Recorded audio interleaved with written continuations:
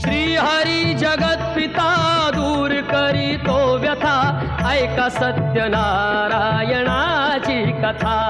ही ऐका सत्यनारायणाची कथा, ही ऐका सत्यनारायणाची कथा। उल्कामुख राजा होता महाथोर, तयाची पत्नी होती सुंदर।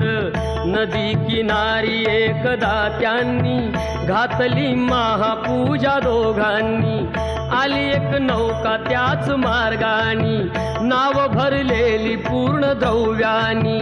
होती व्यापारी साधू बाण्याची, रीत पाहण्यास आला पूजनाची। उल्कामुख त्यास बोले ऐकावे, व्रत नारायणाचे आचरावे। मनोइच्छित फळ मागावे, चरणी श्री हरीच्या लागावे। घरासी आला